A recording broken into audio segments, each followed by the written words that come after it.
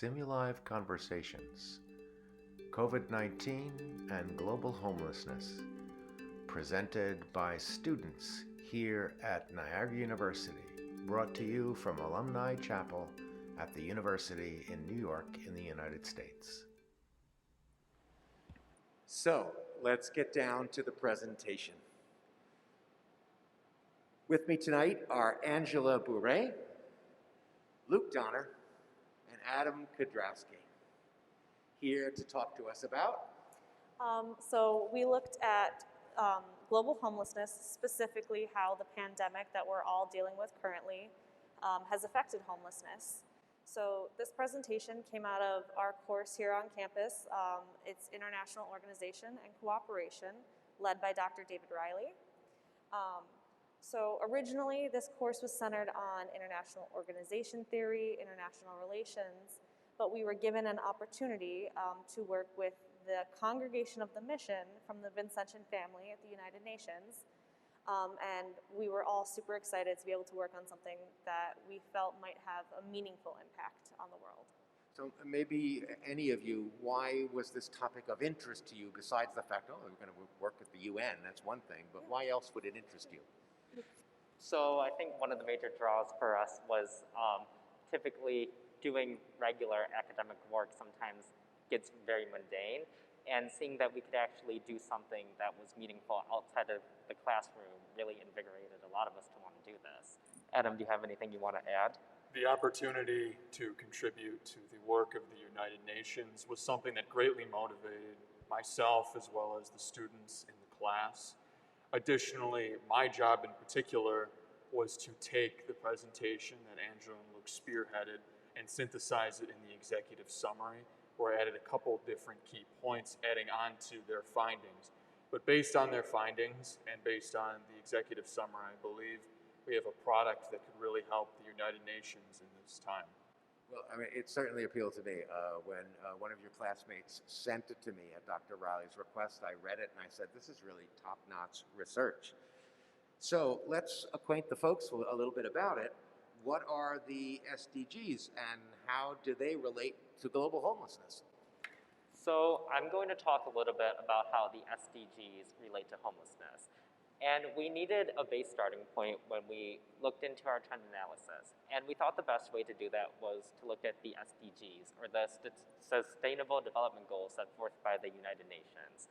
And we identified a couple from UN Habitat that we wanted to focus on. And those were SDGs number 1, 8, 10, and 11. So I'm going to talk about those very briefly. SDG number 1 focuses on no poverty.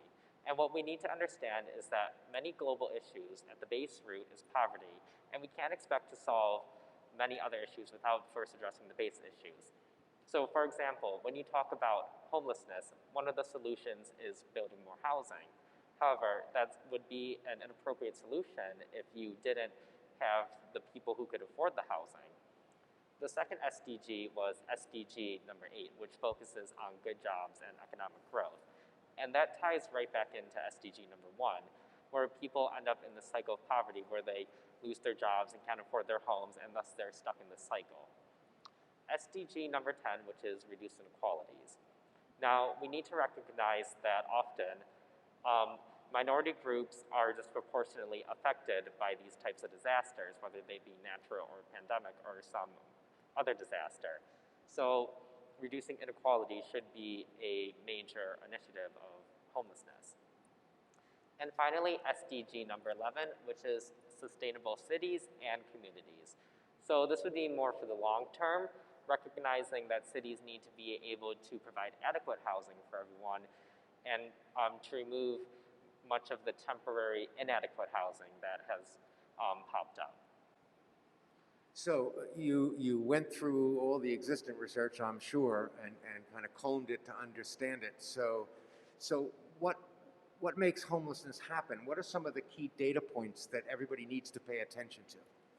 Yeah, so to start with, actually, that was the first thing that we did before we started our research was we kind of went through and looked at what are the major causes not just in one region, but across the world, and we tried to identify the ones that were most relevant globally. And we came up with 8, and they would be natural disasters, gender inequality, migration and affordable housing, as well as population density, overall poverty, economic shocks, government intervention, or the lack of it, as far as what seemed to be the most prevalent globally. And then another key part of the preliminary research that we did was to then look at how we were going to research the world, and I'll let Adam talk a little bit about that. So the preconditions and precursors will be evaluated regionally. These regions are divided into North America, Central America and the Caribbean, South America, Western Europe, Eastern Europe, Northern and Sub-Saharan Africa, Southern Africa, the Middle East, South and East Asia, the Pacific Islands, and Australia. The North America region makes up the nations of Canada, the United States, and Mexico. Central America and the Caribbean is made up of the countries in Central America from Guatemala and Belize to Panama, including U.S. territories in the Caribbean. South America region is made up of all nations on the continent of South America from Colombia to Argentina. Western Europe is made up of all Nordic nations, as well as all nations west of and including Germany, Austria, and Italy. Eastern Europe is made up of all nations and including Poland, the Czech Republic, Hungary, Slovakia, Croatia, excluding Turkey, and including Russia. Sub-Saharan and Northern Africa includes all nations north of, not including Tanzania and the Democratic Republic of the Congo. Southern Africa includes all nations, including Tanzania and the Democratic Republic of the Congo. The Middle East region includes the African nations of Libya, Egypt, and Sudan, including Turkey, the Persian Gulf states, Iran, and Afghanistan. The region of South and East Asia includes all Asian nations on the continent of Asia, excluding those identified in the Middle East region, the Pacific Islands region, and Russia. The Pacific Islands region is made up of Melanesia, Polynesia, and Micronesia. The Australian region is made up of the nations of Australia and New Zealand. And so when we started this project, we wanted to find a way to analyze COVID globally. And the best way to break down this research, we thought initially, was by continent. But we realized each continent is incredibly diverse, and so to the best of our ability and the amount of students we had in the class, we divided the world accordingly to where each student had their own region to focus on, and so we could take more focus and bring more resources to each region so it could come together and we could identify global trends in the wake of the COVID-19 pandemic.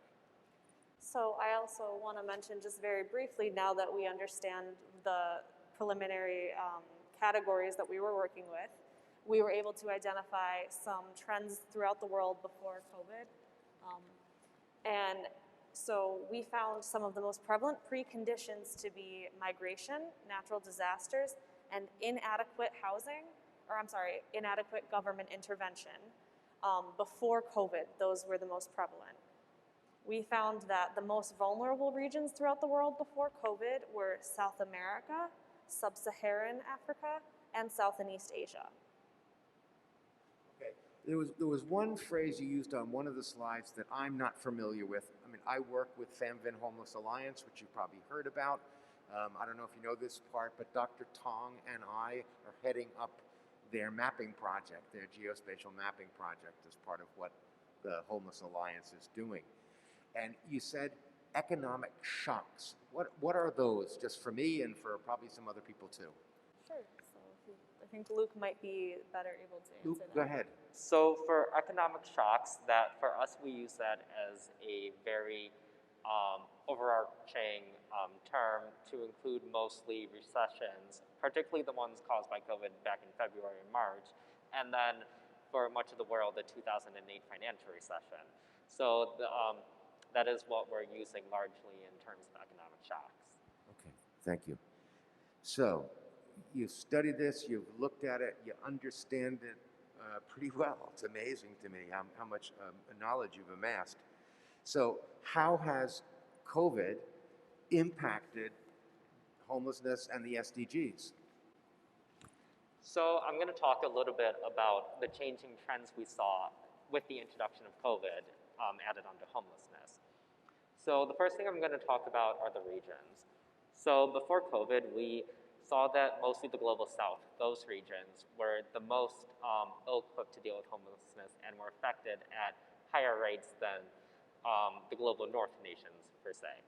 And then what we saw actually was post-COVID, the weighted vulnerability, that is, through our analysis, we decided which regions would be hit harder by our preconditions. We actually determined that Eastern Europe would become one of the most prevalent, or I believe the most prevalent area to focus on, while areas like South Africa decreased in their weighted vulnerability.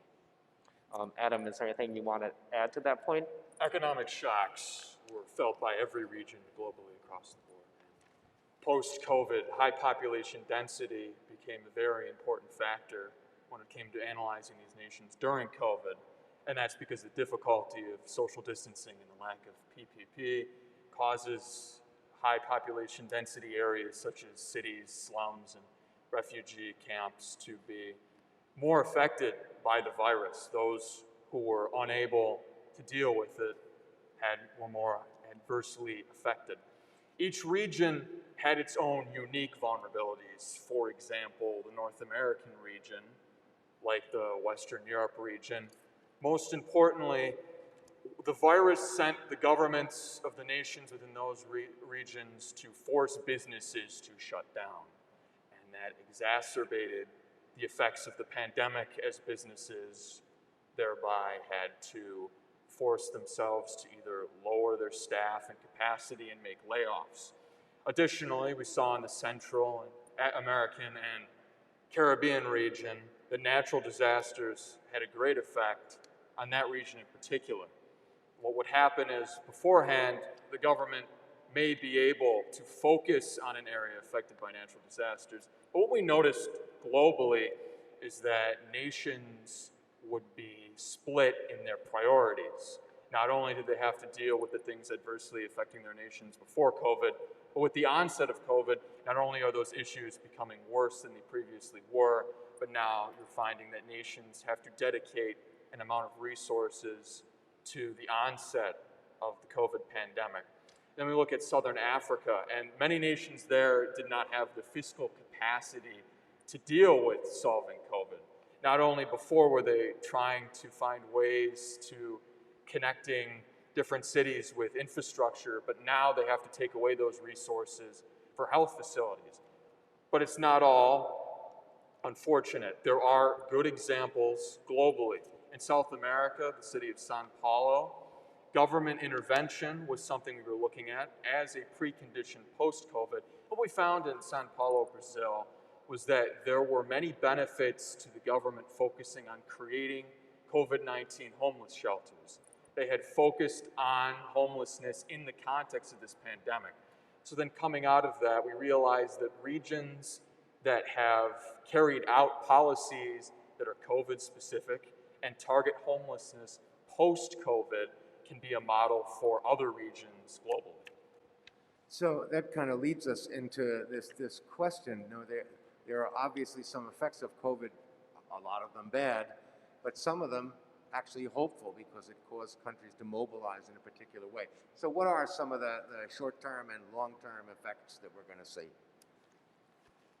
So with specific regard to the SDGs, I think we're going to let Luke take the reign on that one. Great. So you mentioned briefly earlier you wanted to elaborate on how the COVID affected the SDGs. And what we saw after our analysis and after our research was that the SDGs needed to be changed or modified a little in a post-COVID world.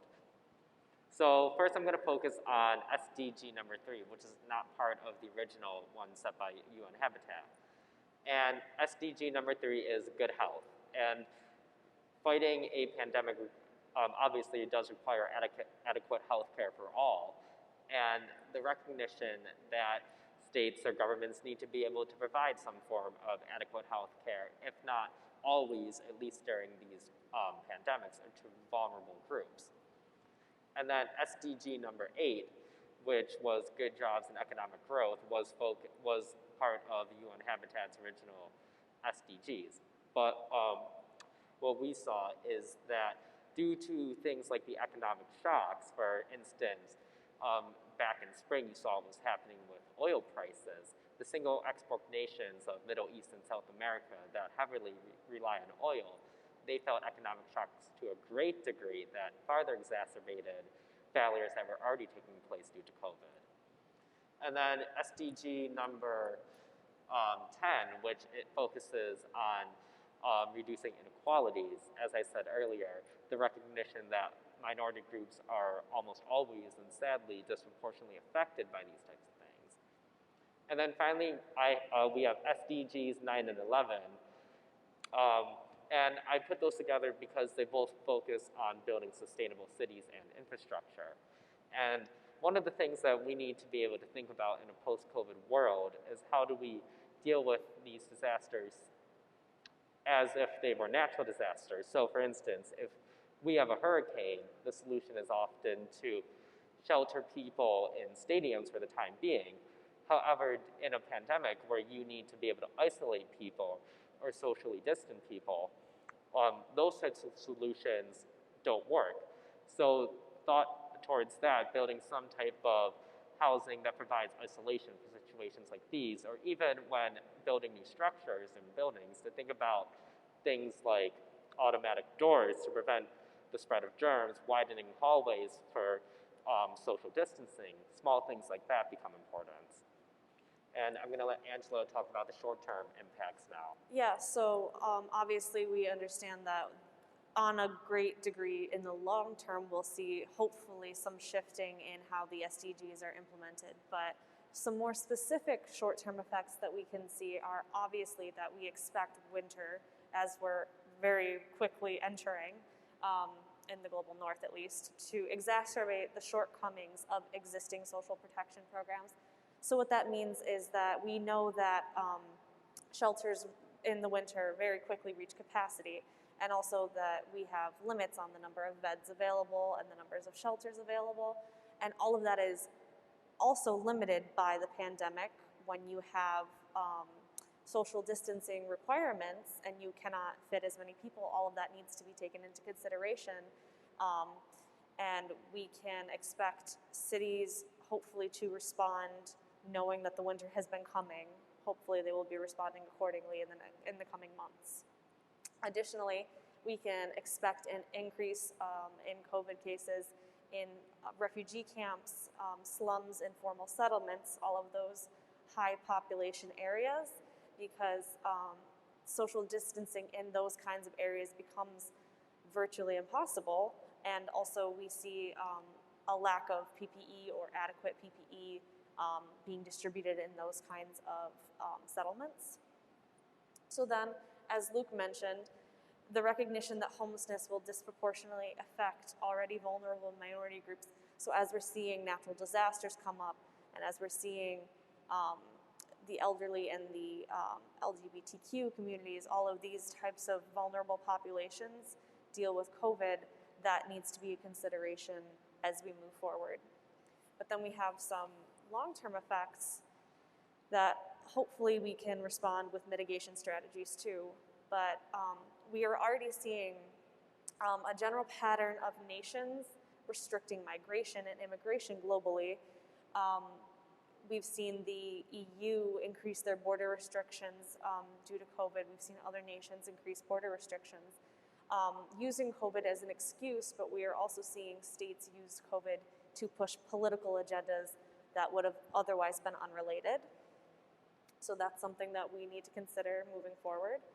And then we will expect nations that rely on tourism, as well as the nations who rely on primarily one export, to be disproportionately affected economically. So the economic shocks that we were seeing globally will be more so in the regions that unfortunately do not have a diverse GDP sources, I guess you would say. And so something that we kind of realized in our research is, research suggests that this will probably not be the only pandemic that we will see in the future. So given that, knowing that the pandemic can and will continue to exacerbate homelessness, we could use this pandemic specifically to learn from the experiences that people are dealing with right now to better prepare for and respond to any future pandemics.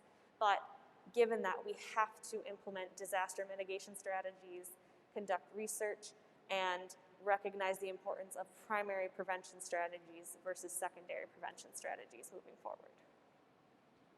That's fascinating stuff.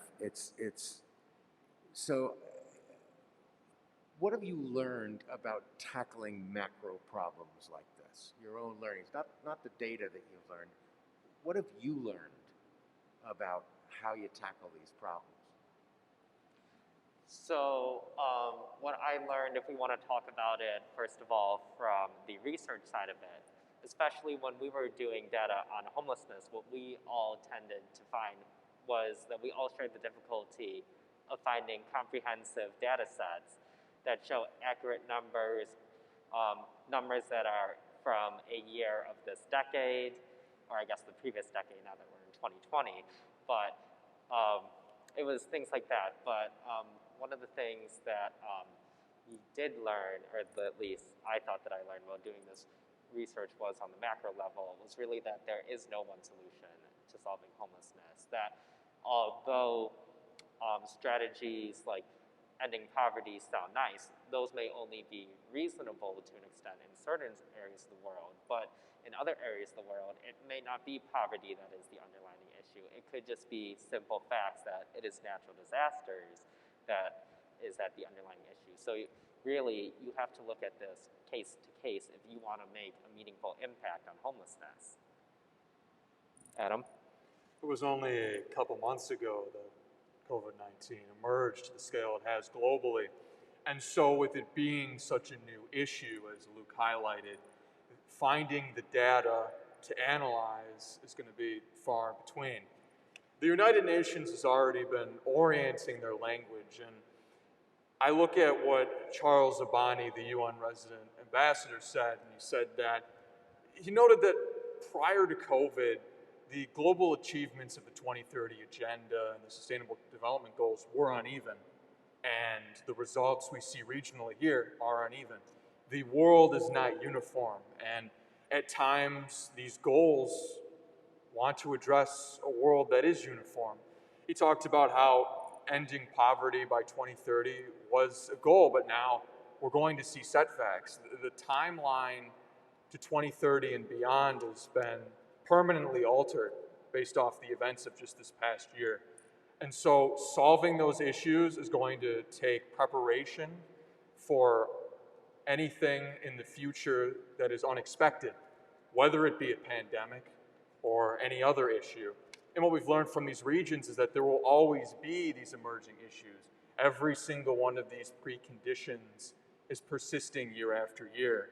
And it only takes something like another pandemic to exacerbate those circumstances. So one final thing, I guess, that I would say I've learned is that we've kind of all realized as a class, generally, the difficulty in finding uniform research, as Luke mentioned, and also how Adam mentioned that a lot of times you have these overarching programs that they're always lofty in trying to push agendas. Not that that's a bad thing, because you're trying to get the world kind of on the same page, which in theory would be a really good thing, but the reality is that each of these regions is so different in not only the way that they're affected by these things, but that the way their national governments choose to handle them and things like that, that you unfortunately can't have a universal approach. But I would say that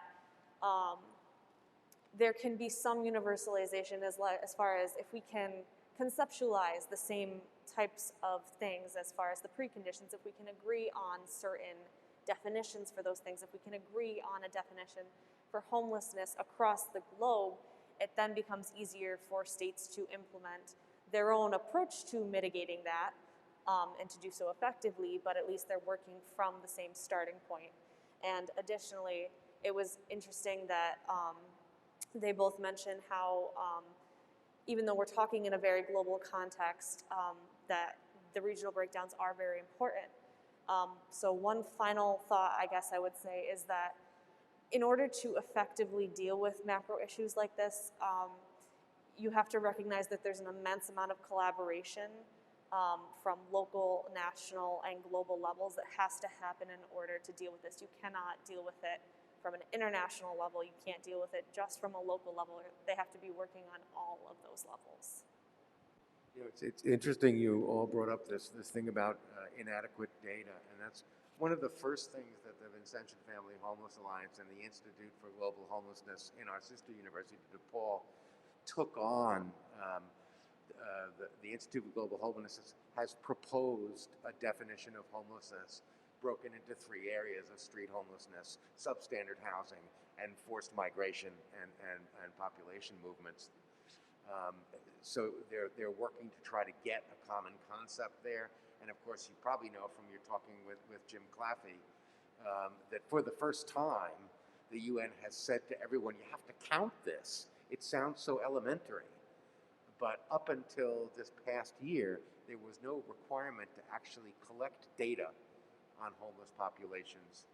And now to get people to collect it in a certain way so data can be compared is kind of the next step. But it was always an amazement to me that that's the truth. But it's the truth on a lot of social problems and macro problems, is that the data are incomplete. And if we don't know what's going on, we can't solve problems. So thank you very, very much, one, for doing this research. Contributing to the volume of research about homelessness is one of the ways that the issue is going to be addressed and the Vincentian family hopes eventually eliminated. But it does require these amazingly multi-level strategies to address the problems as we go forward. So thank you, Angela. Thank you, Luke. Thank you, Adam. Thank you, those of you who are watching this, and now through the magic of technology, we'll all be back together to talk about this just a little bit more.